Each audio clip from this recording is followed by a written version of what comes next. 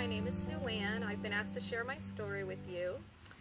I grew up one of 4 kids, a factory worker dad and a stay-at-home mom.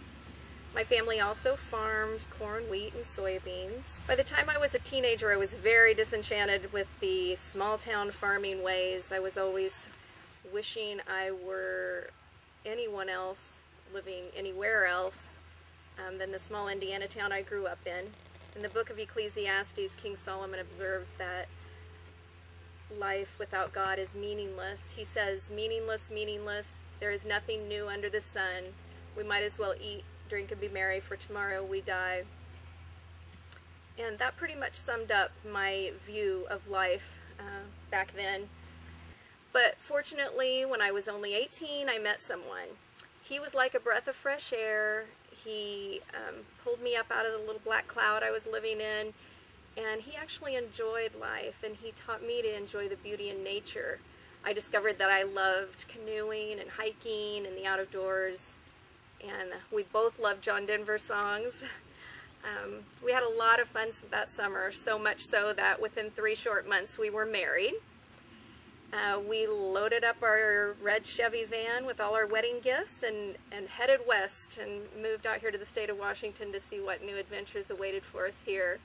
And I'm happy to say that we're still together 31 years now, but I'm sure you married ones in the audience know that life has not always been the party it was that first summer.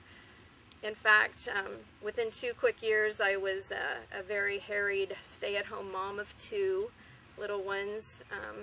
I had very few friends and no family close by. The honeymoon was over and I was overwhelmed. I began to live in what I call survival mode. So, as God will do, he put one of those pesky Christians in the house next door. Her name was Ellie, and she kept inviting me to church. I continued to resist the call of God until one particularly rough day. I answered a knock on my door. They didn't introduce themselves. They just asked me a very blunt question. They said, if you died tonight, where would you be?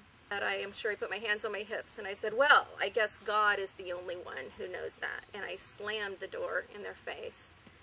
And I took a few steps back into my house, smirking, thinking, boy, I really told them off. But that's when God struck me with a lightning bolt and in the form of a thought. I thought, oh no, I just slammed the door on God. And followed by even more sobering thoughts of, if I died tonight, where would I be? I'd reasoned that I'd kind of cleaned up my life. I was trying to be a good wife and mom, but was it enough? So off I went to church, and I attended and liked what I was hearing. And we had gone for about 6 months, and I still had not made a decision for Christ yet. I struggled with the decision to accept Christ because back then I thought that accepting Christ had something to do with making a promise to be good. And I knew in my heart that I would not be able to keep that promise. Even with this struggle going on inside of me, I finally went forward at the end of a church service at the invitation. I knelt and prayed, and my prayer was very awkward. You know, I did ask God to forgive me. Inside of me, I finally went forward at the end of a church service at the invitation. I knelt and prayed. And my prayer was very awkward. You know, I did ask God to forgive me, and I'm very confident that that is the day that God saved me and He brought me into His family. But it really wasn't for another few years before I really realized just what a blessed gift I had received that day. I attended a discovery class here at Graham Emanuel. Something I heard in that class was that before accepting Christ, a person is spiritually dead, and a dead person is incapable of doing anything, much less make a promise to be good. I learned that it was all God calling me, and all God drawing me, and all God giving me the grace. So once I accepted that, that's the day I fell in love with God.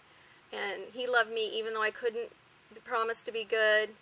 And it was an exciting time in my life.